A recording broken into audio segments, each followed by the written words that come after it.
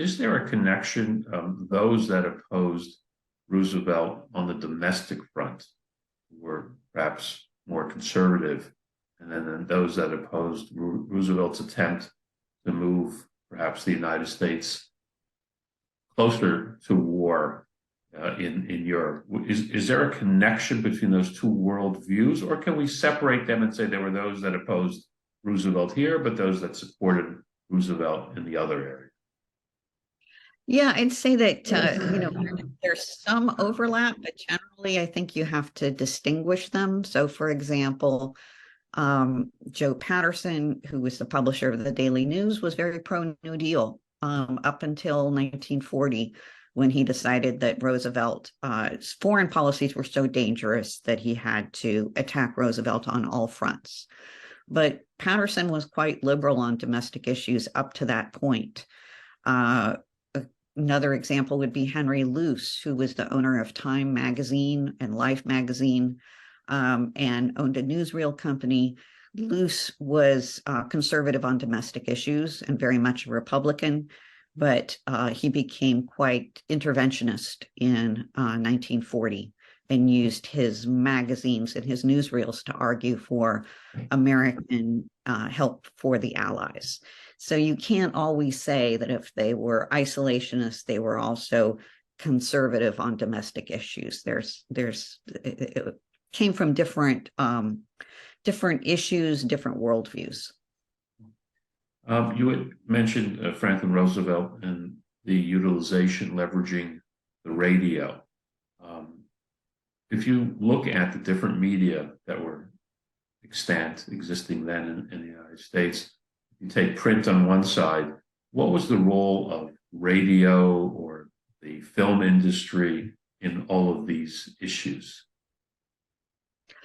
Well, it's interesting that radio and film turned out to be much more interventionist media than the print media. This is partly because the newspaper owners were very isolationist ideologically, so they used their newspapers to argue against intervention.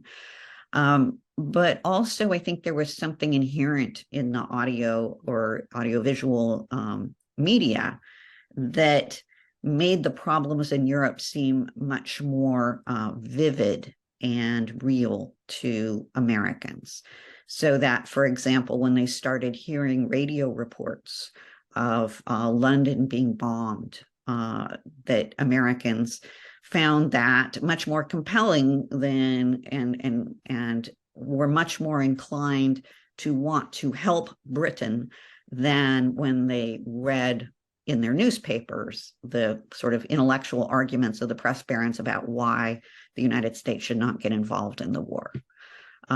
It's the same way with newsreels, that a lot of the newsreel coverage of Nazi atrocities and Nazi invasions tended to make Americans more interventionist, again, because they could see these actions in their newsreel theaters. And the Hollywood, the studios were kind of late making interventionist films, but by about 1940, when the studio heads realized that more and more Americans were favoring intervention, and once they lost access to the German film market and didn't have to worry about German censors, Hollywood starts making more interventionist films. So starting 1940, 41, you start seeing a lot of mainstream Hollywood productions that advocate for intervention. So it turns out that the radio, newsreel, Hollywood studio films start really creating a new media ecosystem that is more favorable to intervention, even as the press, the printed press, stays militantly isolationist. And how did the print media react to what was happening in the radio and film? Did they counter that? Did they attack it? Or they just did their thing, and held to their position? No, they countered it. A lot of times there were dark suggestions about, well, why this is happening, especially in the movies. It's because Jews owned the studios. And there were a lot of suggestions, especially by 1940, 41, in these isolationist newspapers that Jews were manipulating the United States into war by using their control over movies or sometimes over radio.